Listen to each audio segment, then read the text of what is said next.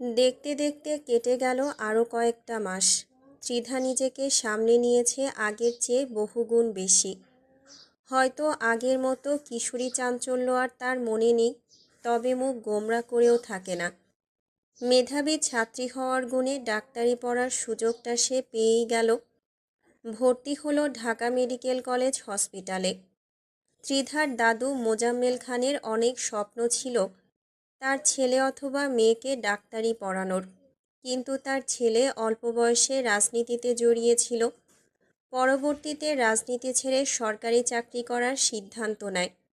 অতঃপর একমাত্র আশা ভরসা ছিল তার মেয়ে, কিন্তু তার মেয়ে মেঘ প্রাইভেট হসপিটালে সুযোগ পেল, তাই তাকে আর ভর্তি করানো হলো না সেখানে।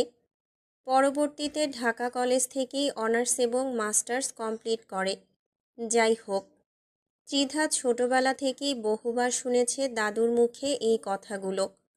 তখন সে আদো আদো কণ্ঠে দাদুকে সান্ত্বনা দিয়ে বলতো, দাদু, তুমি চিন্তা করো না, আমি আছি না, তোমার ছোট বউ। আমি একদিন বড় ডাক্তার হব, তারপর তোমার জন্মাব্য। মোজাম্মেল খান হাসতেন। বাবার আক্ষেপ পূরণ করতেই মূলত মেঘ তার ছেলেকে ডাক্তার করার স্বপ্ন দেখেছে। কিন্তু ত্রিধা ছোটবেলায় বলা কথাটাকে এভাবে সত্যি করে নেবে সেটা কেউই ভাবতে পারেনি। যাই হোক, ত্রিধা এখন ঢাকা মেডিকেল কলেজের এমবিবিএস প্রথম বর্ষের ছাত্রী।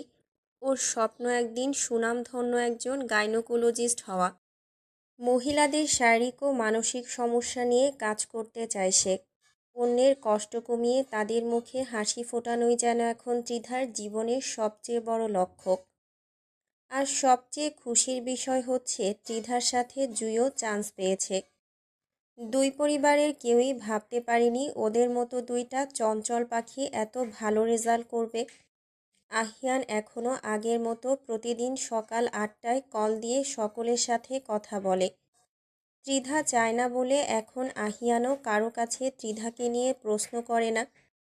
দুজনের কথা হয় না প্রায় 6টা মাস কেটে গেছে।